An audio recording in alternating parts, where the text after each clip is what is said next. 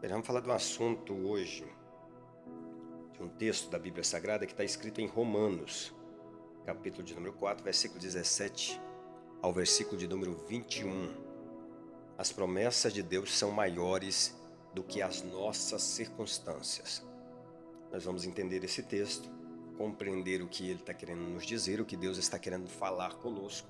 Então por isso fica comigo até o final desta live. Eu tenho certeza que você vai ser edificado pela palavra de Deus. Como está escrito aqui, o versículo 17 diz assim: Por Pai de muitas nações te constituí perante aquele no qual creu, a saber, Deus, o qual vivifica os mortos e chama as coisas que não são como se já fosse. O texto continua, verso 18. O qual em esperança creu contra a esperança, que seria feito pai de muitas nações, conforme lhe havia dito, assim será a tua descendência. Então, não enfraqueceu na fé e nem atentou para o seu próprio corpo amortecido, pois já era de quase 100 anos, e nem tampouco para o amortecimento do ventre de Sara. E não duvidou da promessa de Deus por incredulidade, mas foi fortificado na fé, dando glória a Deus, e estando certíssimo de que o que ele tinha prometido também era poderoso para fazer. Nós estamos diante de um texto que, sejam todos bem-vindos, tá? Estamos diante de um texto que o apóstolo Paulo está usando como uma ilustração para explicar o tipo de fé que nós devemos ter para alcançar a salvação em Cristo Jesus. E para explicar o tipo de fé que nós temos que ter, ele usa a figura de Abraão do Antigo Testamento. É aquele Abraão que recebeu de Deus a promessa no capítulo de número 12, o verso 1. Deus aparece para ele, Deus fala com ele, dizendo: sai da tua terra, do meio da tua parentela, e vai para a terra que eu te mostrarei. Deus aparece para ele e faz 7 promessas. 7 promessas. A primeira é: vou fazer de você uma grande nação. A segunda promessa é: te abençoarei. E a terceira promessa: engrandecerei o teu nome. E a quarta promessa: tu serás uma bênção. Quinta promessa: vou abençoar os que te abençoarem, vou amaldiçoar aqueles que te amaldiçoarem. E a sétima promessa: bendita será todas as nações, todos os povos em ti. Pois bem, Deus faz essa promessa e não explica nada para Abraão como aquilo iria acontecer. Abraão já estava com 75 anos de idade, quando Deus fez essa promessa, as 7 promessas do capítulo de número 12.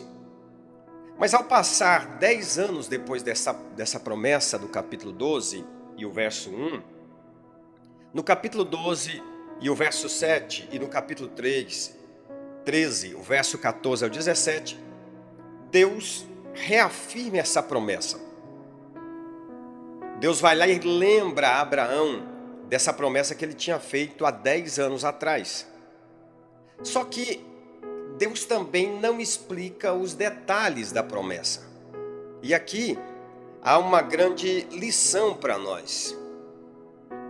Deus jamais, ou muitas vezes, Deus não vai explicar detalhes daquilo que Ele nos prometeu. Como vai acontecer, de onde vai vir o recurso, o que Ele vai fazer. Ele apenas vai liberar uma palavra dizendo o que fará. Ele apenas vai trazer uma palavra dizendo o que Ele vai fazer. Mas como, aonde, quando Ele vai fazer, Ele não explica. Para Abraão, Deus fez a promessa, ele tinha 75 anos de idade, e Deus não explicou nada para Abraão, como aquela promessa se cumpriria. Você já pensou, Deus faz uma promessa para você, te mostra um caminho, faz uma promessa, mas de repente Deus não explica nada, aquela expectativa, como será? Como que Deus vai fazer? Abraão olha para a sua fisiologia, olha para a biologia do seu corpo, para a biologia da sua esposa, a fisiologia da sua esposa, todas as situações, e ele percebe que o que Deus falou é impossível. Ele olha para Sara, que não podia gerar filhos, ele olha para ele também já avançado de idade. Sara já tinha passado do momento de ser fértil, e eu acredito que ele fica imaginando como vai acontecer o que Deus falou. Porque a circunstância à minha volta, o cenário que eu estou vivendo, é impossível da promessa se cumprir. Mas aí que entra aquilo que eu falei no início da live. As nossas promessas, as promessas de Deus para a nossa vida são maiores do que a circunstância que nós estamos vivendo. Se você observar a vida de Abraão, a promessa que Deus tinha para a vida dele era maior do que a circunstância que ele estava vivendo. Sara não podia dar a ele filhos, ele também já estava avançado de idade, mas Deus não depende da circunstância, do momento, das nossas dificuldades, para poder cumprir a sua palavra. Deus depende exclusivamente dele e do seu poder de fazer aquilo que ele disse que iria fazer. Então, o que Deus tem para a sua vida não depende da circunstância que você está vivendo agora. Às vezes nós estamos querendo entender como Deus vai fazer. Deus não vai explicar, Deus não vai dizer, Ele só disse eu vou fazer. Deus disse eu vou operar. Deus disse a nossa vida está na mão dEle. Mas Deus não disse como vai mudar esse quadro. Deus não disse como vai curar. Deus não explicou os detalhes.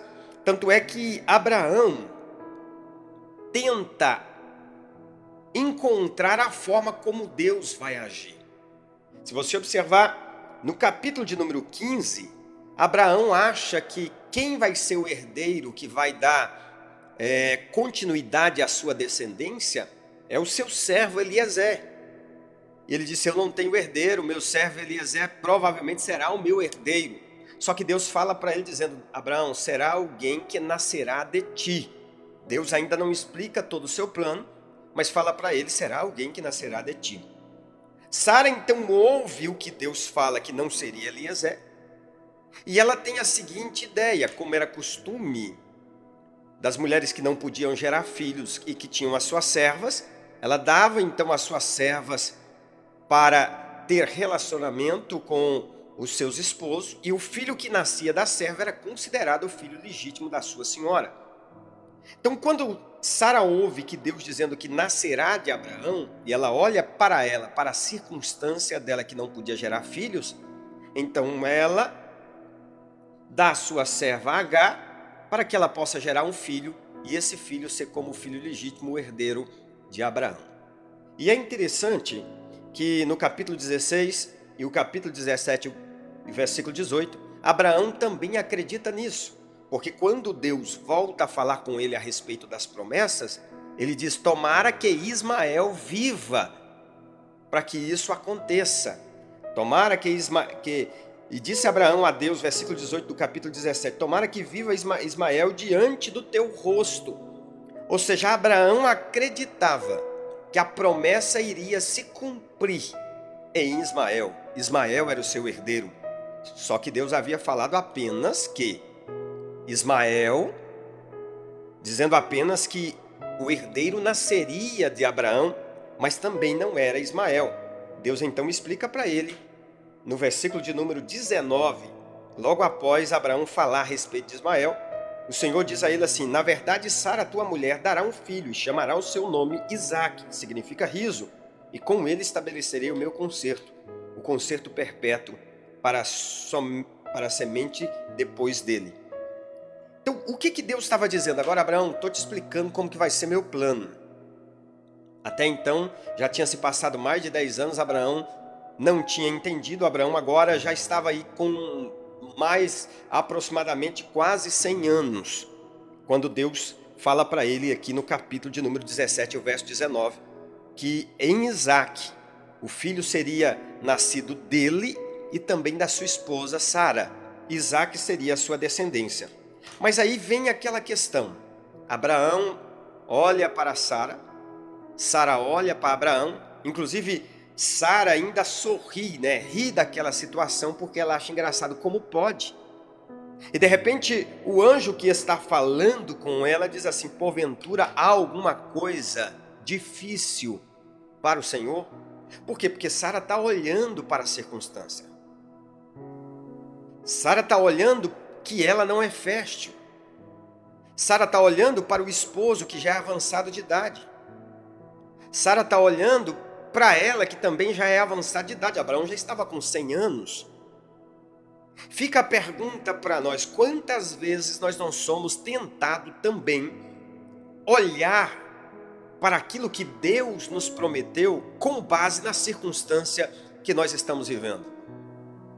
Na circunstância, Sara não pode ter filhos. Na circunstância, é impossível Abraão ter filhos. Mas só que há um Deus que prometeu. Há um Deus que liberou a palavra. E Ele vela para que esta palavra se cumpra na vida daquele a qual Ele lhe falou. Então é importante nós observar esse ponto. A promessa de Deus para a nossa vida é maior do que a circunstância. Você crê nisso? Você crê que a promessa de Deus para a sua vida é maior do que a circunstância que você está vivendo? É a pergunta que eu faço para você. Se você crê nisso, digita aqui nos comentários: eu creio que a promessa de Deus para mim é maior do que esta circunstância que eu estou vivendo. Aos olhos humanos é impossível acontecer aquilo que Deus prometeu. Aos olhos humanos é impossível acontecer aquilo que Deus falou que iria fazer. Mas só que há um detalhe: aquele que crê que a promessa é maior do que a circunstância, a fé dessa pessoa enfrenta 3 desafios que eu vou pontuar para você durante essa live. Se você acredita que a promessa de Deus é maior do que a circunstância que você está vivendo, então a sua fé é desafiada. E eu vou citar aqui 3 desafios que a sua fé enfrenta para continuar crendo que a promessa de Deus é maior do que a circunstância que você está vivendo. Então deixa eu dizer uma coisa para você interessante. Existem algumas coisas na nossa vida que nós precisamos entender.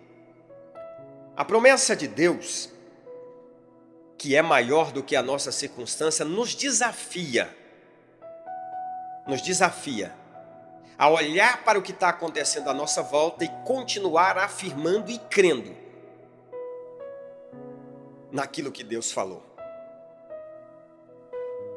Então, se você crê que a promessa de Deus é maior do que a sua circunstância, você tem que sair dessa live crendo que, apesar do diagnóstico do médico, apesar da situação do desemprego do país, Deus vai cumprir a palavra dele, porque Deus não depende da circunstância para te abençoar. Deus não depende do que está acontecendo, o cenário que nós estamos vivendo, para fazer um milagre e para cumprir aquilo que ele nos falou. Então, o primeiro desafio que aquele que acredita que a promessa é maior do que a circunstância é crer que não importa a circunstância, Deus vai cumprir aquilo que ele falou ao seu respeito. É interessante nós observarmos isso. Às vezes olhamos à nossa volta e tudo está dizendo que a promessa não vai acontecer. Abraão, Sara olhava para o seu físico, não via a possibilidade do cumprimento da promessa. E é interessante que o escritor aos Hebreus traz uma palavra interessante e ele usou a palavra de Deus, Hebreus 6, do capítulo 13 ao 19, ele fala que a palavra que Deus liberou para ele era a âncora da sua alma. O que era? Qual é o objetivo de uma âncora no barco? É segurar o barco em cima daquele mar, não permitir que o vento leve o barco para as pedreiras, não permitir que o vento carregue o barco ficar ali, naquele lugar. Então, quando ele diz que a palavra que Deus havia feito, a promessa de Deus havia feito era âncora, ele estava dizendo, olha, você precisa se agarrar na promessa de Deus e não permitir que a circunstância te leve para um lugar aonde você não pode estar, um lugar aonde você não pode ir. Não permitir que a circunstância te mova do lugar aonde Deus quer te abençoar. Porque não importa o lugar, não importa a situação, nós temos uma promessa para se apegar. E essa promessa é que vai nos dar estabilidade nesse momento de tribulação que nós estamos atravessando.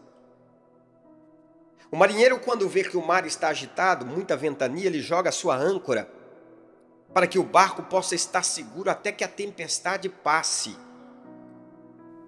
Aqui Abraão está dizendo o seguinte, olha, lancei a minha âncora, estou firmado na promessa, vem a tempestade, passa o vento, eu vou suportar tudo, porque depois da tempestade vem a alegria. A Bíblia diz que o choro pode durar até uma noite, mas a alegria vem ao amanhecer. E é interessante observar, o choro dura uma noite, não é a vida toda, não é o tempo todo. Então você vai sair dessa situação, você tem uma promessa de Deus para a sua vida, essa promessa vai se cumprir e não depende do que você está vivendo agora. A alegria virá pela manhã. A promessa de Deus para Abraão era como a âncora, que não permitia que Abraão fosse levado pelo vento e pela tempestade. Um outro ponto interessante observar é quando você anda pela circunstância, você é como Pedro. Você pode observar em Mateus capítulo de número 14, quando os discípulos estão atravessando o lago de Genezaré, e quando eles estão atravessando o lago de Genezaré, eles estão no meio do lago, já por volta da quarta vigília da noite. Quarta vigília da noite se entende que por volta depois das 3 horas da manhã, e eles tinham saído ao crepúsculo, ao entardecer na primeira vigília. A primeira vigília vai de 6 da tarde até as 9 da noite, a segunda vigília de 9 da noite até meia-noite, a terceira vigília vai de meia-noite às 3 horas da manhã e a quarta vigília de 3 às 6 da manhã. Então a noite é dividida em 4 vigílias. Então na quarta vigília da noite, Jesus vem andando sobre as águas. E nesse andar de Jesus sobre as águas, o que acontece? Eles olham para aquele homem andando sobre as águas e ele sente medo achando que é um fantasma. Pedro grita, se for o Senhor, Jesus fala para eles, não tema, sou eu. Pedro então grita do barco dizendo, se for o Senhor, manda-me ter contigo. Jesus disse, vem. Quando ele ouve a palavra vem, de fato ele desce do barco e está andando sobre as águas. De fato, a palavra de Jesus, o vem de Jesus, faz com que Pedro ande de forma sobrenatural sobre as águas. Mas chega em determinado tempo que a Bíblia diz que Pedro começa a sentir o vento forte e teve medo. E ele começou a ir para o fundo e começou a clamar dizendo, Senhor, salva-nos. Ali no capítulo 14, verso 28 ao 30 de Mateus, salva-me. Mas quando é que Pedro começou a ir para o fundo do mar? Quando ele começou a sentir o vento e quando ele teve medo. O que essa história ilustra para nós? O que essa história nos diz? Simples fato. Enquanto você está andando pela palavra de Jesus, que ele disse a Pedro, vem, Pedro estava baseando-se nesta palavra para andar sobre as águas, ele consegue andar sobre as águas ainda que haja tempestade, ainda que haja vento. Se ele está andando pela palavra, pela promessa, ele continua andando. Mas a partir do momento que ele começa a dar lugar, deixar de lado a palavra de Deus e começa a sentir o vento e começa a ter medo, ele dá lugar ao seu sentimento, o sentimento de medo, e não a palavra de Deus. Ele deixa de lado a palavra que havia falado com ele e agora começa a notar o seu sentimento, ele começa a naufragar. E é daí que nós aprendemos algo. Enquanto andamos pela palavra de Deus, nós temos fé suficiente para andar sobre as águas, independente da circunstância. Mas a partir do momento que nós andamos pelo que sentimos, pelos nossos sentimentos, nós começamos então a naufragar. E crente, aquele que crê em Cristo Jesus, não anda pelo que sente, porque lá dentro pode estar um turbilhão, mas existe uma palavra e eu vou crer nessa palavra. Lá dentro pode o coração estar batendo de medo, mas existe uma palavra, eu vou crer nessa palavra, então você pode andar sobre as águas, triunfar na presença do Senhor. Porque Pedro, quando desce do barco, ele tem medo. O problema é que quando ele começa a sentir a tempestade, quando ele deixa de lado a palavra de Deus e começa a sentir a tempestade, ele começa então a naufragar. Então, olhando para esse ponto, a fé é desafiada a crer, mesmo quando tudo é o contrário. A fé é desafiada a crer na palavra de Deus, na promessa de Deus, mesmo quando as circunstâncias são contrárias. E aí que entra o ponto interessante, mesmo sem evidências natural, ele creu. Mesmo que o médico poderia falar para Abraão, você não pode ter filho, ele continuou crendo. E a Bíblia diz assim que ele teve esperança contra a esperança. É quando tudo à sua volta diz que não vai acontecer, mas você está esperando Deus fazer. Você está crendo que Deus vai fazer. É quando tudo diz que não. É quando tudo está ao contrário. É quando, mesmo com o contrário na natureza do corpo, Abraão continuou crendo na palavra que Deus havia lhe falado. O texto deixa bem claro, o texto que nós acabamos de ler, que ele acreditava que Deus iria fazer conforme ele havia dito, mesmo que o corpo dele, o corpo da sua esposa Sara, não tinha condição de gerar filho, mas ele acreditava que Deus iria fazer aquilo que ele havia falado. Segundo desafio que a nossa fé enfrenta, o segundo desafio que a nossa fé enfrenta, quando nós acreditamos que a promessa de Deus é maior do que a nossa circunstância, é crer na fidelidade de Deus. O que é a fidelidade de Deus? Deus é fiel para cumprir a sua palavra. Deus é fiel para fazer aquilo que ele disse que ia fazer. Deus não faz aquilo que ele não falou. Mas aquilo que ele falou, ele é fiel para cumprir. Faz parte do caráter de Deus ser fiel à sua palavra. Olha o que Jeremias disse.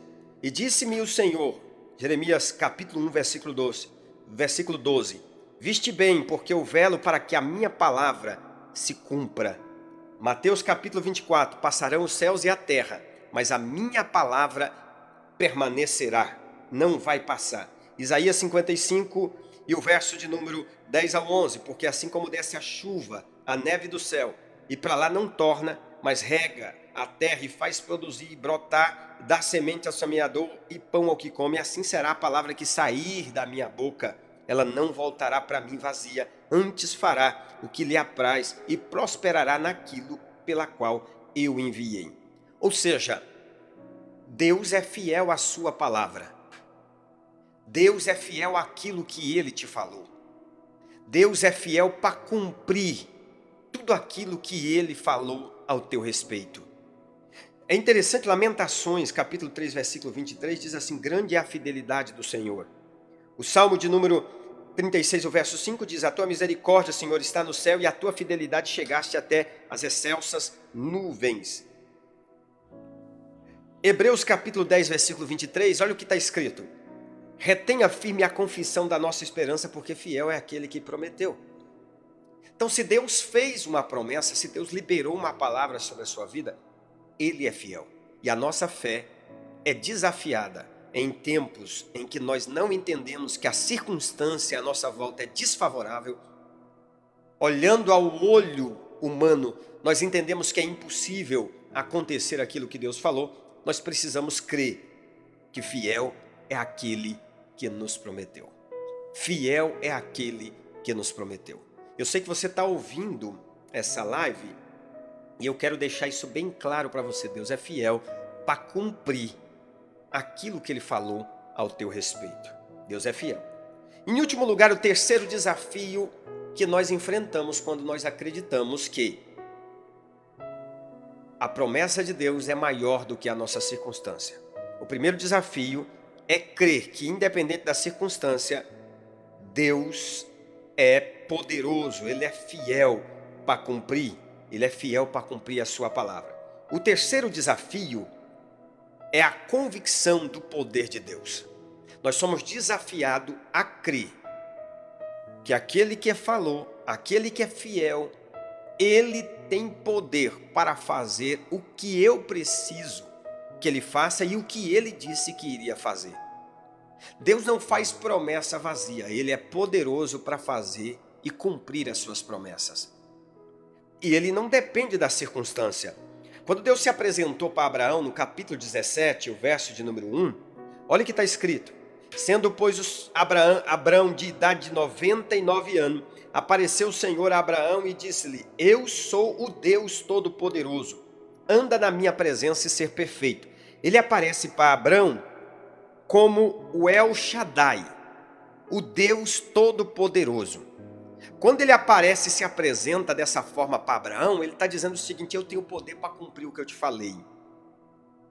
Eu tenho poder para cumprir aquilo que eu disse. Nós estamos falando de um Deus que criou os céus e a terra com uma palavra só, minha gente. Bastou a palavra de Deus e tudo que você pode observar no mundo foi criado. Então esse Deus é poderoso para cumprir. E Sara, é interessante que o anjo no capítulo 18, verso 14 de Gênesis, diz assim: haveria alguma coisa difícil ao Senhor? Ao tempo determinado tornarei a ti por esse tempo da vida, e Sara terá um filho. Ele está dizendo, olha, não há nada que o poder de Deus não possa fazer. A pergunta é, você crê que Deus é poderoso para fazer? Então descansa. Aquietai-vos e sabei que eu sou Deus, diz a palavra. Descansa teu coração, você que está me ouvindo, essas 11 pessoas que estão me ouvindo agora, descansa. Ele é poderoso para fazer.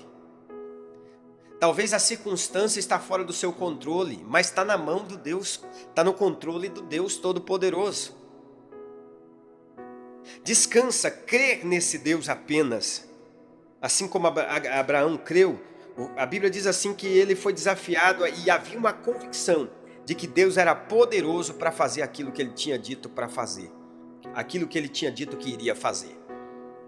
Então Deus se apresenta como El Shaddai, aquele que é poderoso para cumprir, que não há nada impossível para o Senhor. E ao seu tempo Deus cumpriria aquela palavra. E para Abraão foi 1 ano ainda depois que Deus falou isso para ele. Deus cumpriu a promessa, Sara concebeu um filho, o filho da promessa que Deus havia feito para ele no capítulo de número 12. Eu pergunto para você, operando Deus, quem impedirá? Quem impedirá? Operando Deus, quem impedirá? Sua promessa é maior do que a circunstância. Você é desafiado a crer quando não tem esperança, pois Deus é fiel e poderoso para cumprir essa promessa. E eu pergunto, vai sair dessa live diferente hoje ou não? Se Deus liberou a palavra, descansa. Ainda que a circunstância quer te fazer surtar, quer te fazer arrancar os cabelos da cabeça, apenas descansa. Ele é fiel para cumprir a sua palavra. Ele é fiel para cumprir aquilo que ele falou. Então descansa. Descansa. Há um Deus que tem cuidado de ti. Nós vamos encerrar nossa live. Se você quiser abençoar o nosso ministério, você tem essa oportunidade. Se ainda não segue esse perfil, siga esse perfil. Sempre vamos trazer uma palavra de Deus para o seu coração, sem manipulação, apenas palavra de Deus. Se você quer abençoar essa live com uma rosa ou com qualquer outra forma de ajudar, ou deixar o seu like ou compartilhar também, você estará nos ajudando. Tá bom? Que Deus abençoe. Em nome de Jesus, nós vamos ficando por aqui.